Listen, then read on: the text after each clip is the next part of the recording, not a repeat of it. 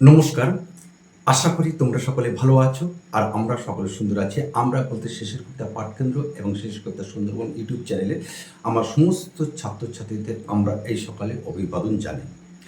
আমরা প্রথম সেমিস্টার ২০২৬ সালের ফিলোজফি মাইনর একটি অধ্যায় আমরা শেষ করেছি, সেটি হলো চার্বাক দর্শন। আমাদের পাঠকেন্দ্র শেষ হয়ে গেছে। আর সেই শেষ হওয়ার ফলে এই চার্বাক দর্শন থেকে তোমাদের কিছু প্রশ্ন, গুরুত্বপূর্ণ প্রশ্ন তোমাদের পরীক্ষায় আসে, সেইগুলো আমরা আলোচনা করে দেবো। কারণ প্রথম সেমিস্টারে দর্শন মাইনরে ২০ নম্বর কিন্তু তোমাদের সংক্ষিপ্ত প্রশ্ন উত্তর থাকে, সেইগুলো আমরা তুলে দিয়েছি। প্রত্যেকটা অধ্যায় ধরে আমরা তুলে দেবো, যার ফলে তোমরা এখন থেকে প্রস্তুতি নিতে পারবে। পরীক্ষার আগে তোমাদের আমাদের সাজেশনের জন্য তোমাদের অপেক্ষা করতে হবে না। তবে দেখে নাও এবং খাতা পেনে বসে যাও যে কোন প্রশ্নগুলো চার্বাক দর্শন থেকে তোমাদের করতে হবে। ১ নম্বর প্রশ্ন, চার্বাক মতে প্রমাণ কয়টি ও কি কি? চার্বাক মতে প্রমাণ কয়টি এবং কি কি? তোমরা জানো নিশ্চয়ই।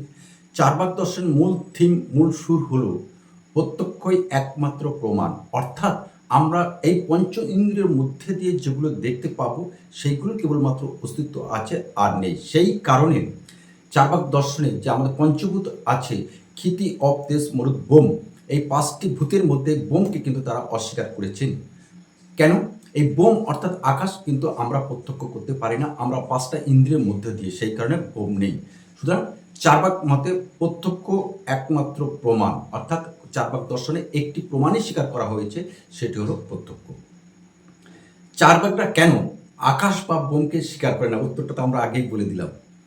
চার্বাকরা কেন আকাশ বা বোমকে স্বীকার করেন না কেন? চার্বাক দর্শনের অপর নাম লোকায়ত দর্শন কেন?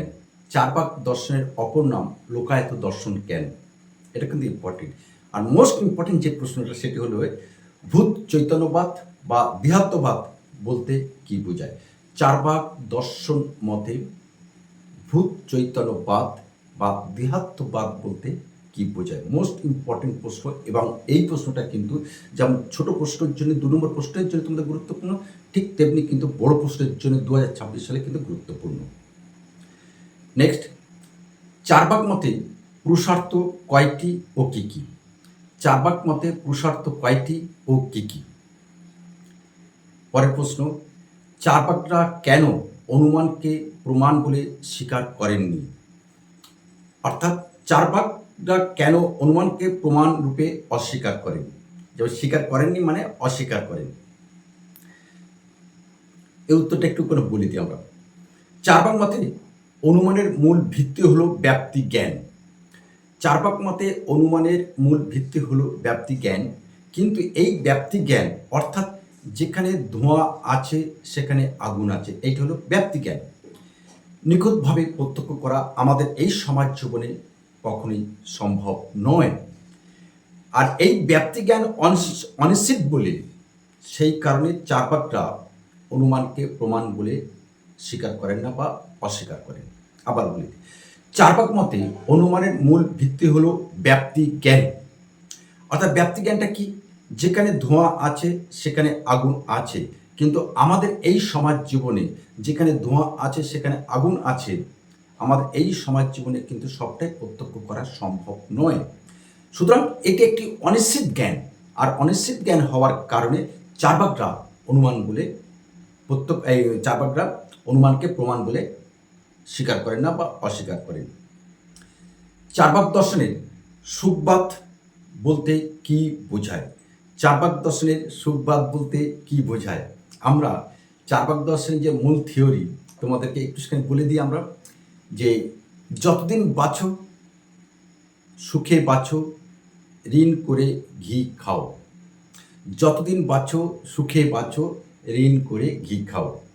অর্থাৎ আমাদের জীবনে দুঃখ আছে বলে সুখকে ত্যাগ করা উচিত নয়।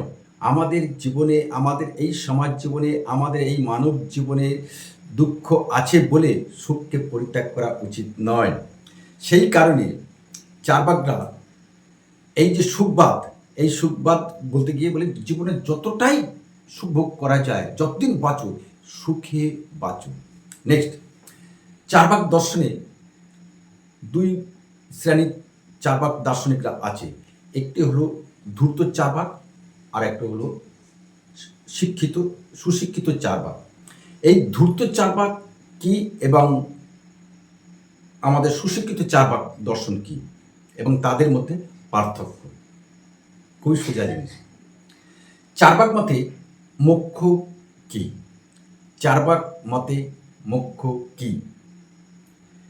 চার্বাকরা কেন ঈশ্বর মানেন না?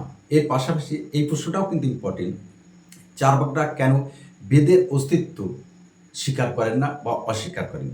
চার্বাকরা যেমন ঈশ্বর মানেন না, ঠিক তেমনি চার্বাকরা বেদের প্রামাণ্যকেও কিন্তু স্বীকার করেন না। নেক্সট এবং শেষ প্রশ্ন, খুবই গুরুত্বপূর্ণ। চার্বাক দর্শনে যদৃচ্ছবাদ বলতে কি বোঝায়? চার্বাক দর্শনে যদৃচ্ছবাদ বলতে কি বোঝায়? এই 11টি প্রশ্ন আমরা তোমাদের কাছে তুলে ধরলাম। এই 11টি প্রশ্ন যদি তোমরা করো, তাহলে পরে পরীক্ষার আগে তোমাদের এই সংক্ষিপ্ত প্রশ্ন উত্তরের জন্য, সংক্ষিপ্ত প্রশ্নের জন্য তোমাদের অপেক্ষা করতে হবে না। এই 11টি প্রশ্ন করলে চার্বাক দর্শন থেকে তোমরা টোটালি কমন পাবে। এইটুকু বলে সকলকে শুভেচ্ছা জানিয়ে আজকে এখানে শেষ করলাম। পরে কোনো একটা সময় নিশ্চয়ই দেখা হবে তোমাদের সাথে। নমস্কার।